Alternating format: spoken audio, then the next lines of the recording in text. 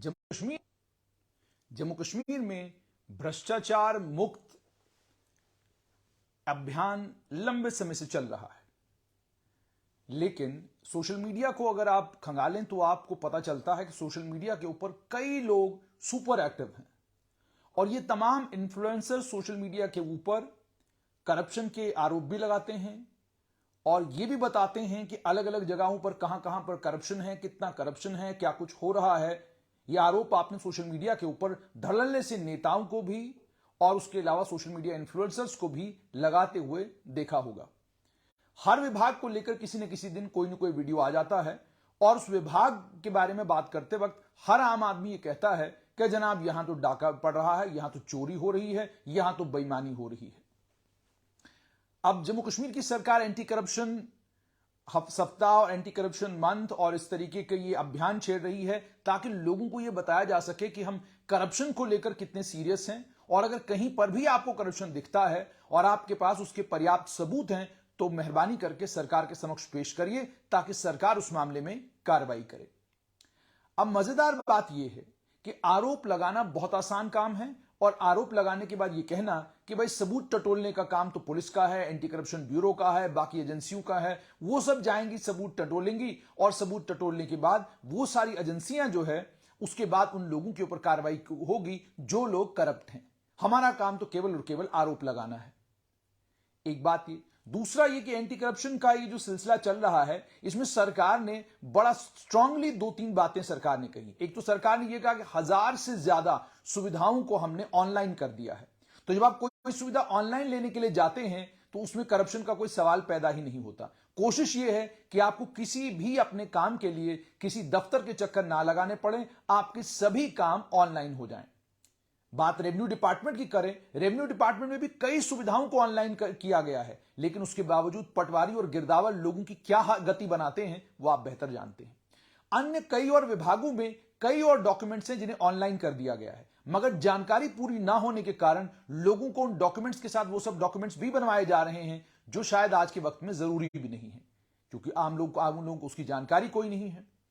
तीसरा सबसे इंपॉर्टेंट चीज ये कि करप्शन अगर मुकम्मल तौर पर खत्म हो चुकी है जम्मू कश्मीर में तो फिर आज भी पटवारी और रेवेन्यू विभाग और अन्य कुछ विभागों के लोगों को कभी सीकर कर रहा है, कभी एक विभाग उनको पकड़ रहा है, कभी दूसरा विभाग उनको पकड़ रहा है।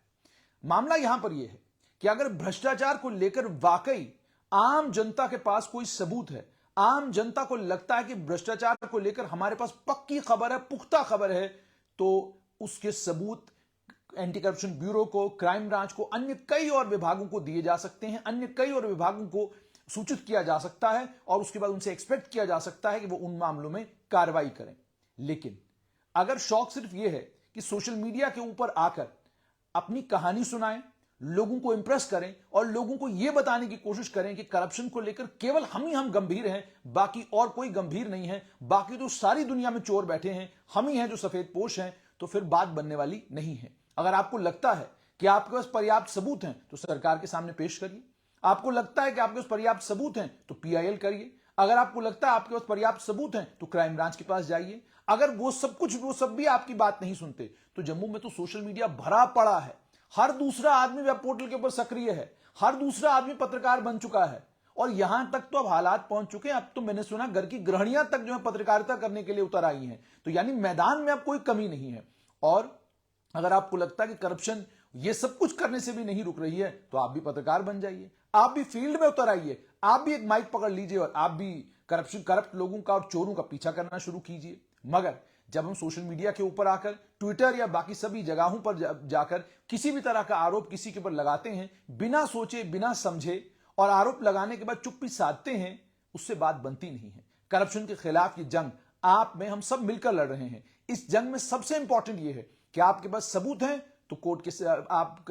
अलग अलग एजेंसियां जितनी भी हैं उनके सामने पेश कीजिए। मान लीजिए क्राइम ब्रांच आपकी बात नहीं सुनता तो सीबीआई के पास जाइए, सीबीआई आपकी बात नहीं सुनता तो एंटी करप्शन ब्यूरो के पास आइए। इतनी एजेंसियां सरकार ने रखी हैं, कोई एजेंसी तो आपकी बात सुनेगी। और अब तो हालात ये हैं कि आप लेफ्टिनेंट गवर्नर के दफ्तर में कोई चिट्ठी लिखते हैं, उसका संज्ञान भी लिया जाता है, उस चिट्ठी को भी नीचे क्राइम ब्रांच में, विजिलेंस ऑर्गेनाइजेशन में, बाकी सब जगहों को पर भेजा जाता है ताकि मालूम किया जाए कि क्या वाकई ये सब चीजें हो रही हैं। और जैसे मैंने आपको कहा, आप लोगों के बीच में बैठे तो बहुत सारी बातें आपको सुनने को मिलती हैं। लोग कहते हैं जनाब फलां डीलर है, फलां डील कर रहा है, फलां पैसे ले रहा है, फलां ये कर रहा है, फलां, ये सारी बातें आप करते हैं। लेकिन मामला ये है कि करप्शन के खिलाफ जंग तब कामयाब होगी जब जो कुछ आप कह रहे हैं ये पर्याप्त सबूतों के साथ आप या तो सरकार के समक्ष पेश करें, या आप किसी एजेंसी को दे दें, या सीबीआई के हवाले करें, या कोई और विश्वसनीय एजेंसी जिस पर आपको यकीन है कि वो आपकी बात सुनेगी उसके हवाले करें, ताकि करप्शन के खिलाफ सख्त कार्रवाई हो।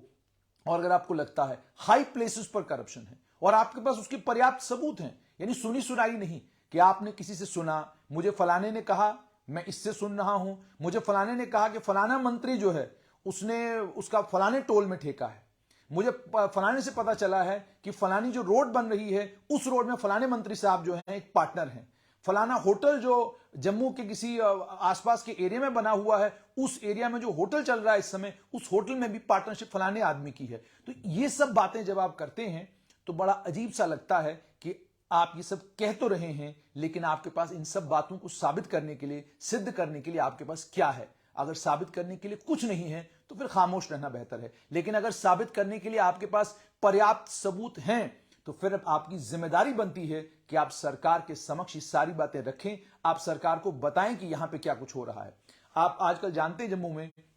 स्मार्ट मीटर्स को लेकर जबरदस्त हंगामा है। किसी भी आम आदमी से बात कीजिए या बिजली विभाग के किसी कर्मचारी से बात कीजिए तो वो आपको कहते हैं कि जनाब इसमें भी जनाब कंपनियों के साथ सांठगांठ हो गई है। अगर आपको पता है कंपनियों के साथ सांठगांठ हुई है तो सबूत तो आपके पास होंगे, कोई वॉइस रिकॉर्डिंग होगी, कोई मामला तो आपके पास होगा जिससे यह साबित होता होगा कि वाकई ये सांठगांठ हुई है। इसी तरीके से किसी और मामले में भी अगर आपको लगता है, मिसाल के तौर पर ठंडी हुई टोल प्लाजा, उसको लेकर के जनाब इस टोल प्लाजा में फलाने आदमी का शेयर है, अगर फलाने आदमी का शेयर है तो कागजात के साथ साबित करिए ना कि फलाने आदमी का शेयर है,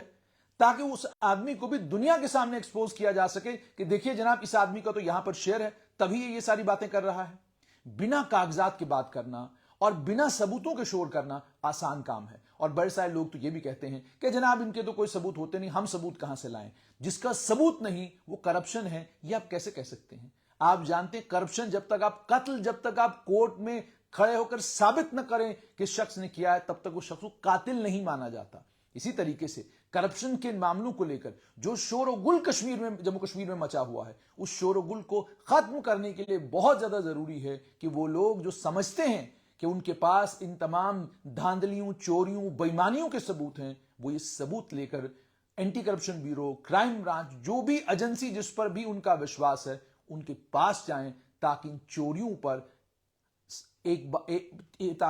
पर आने वाले हजारों साल के लिए अंकुश लगाया जा सके।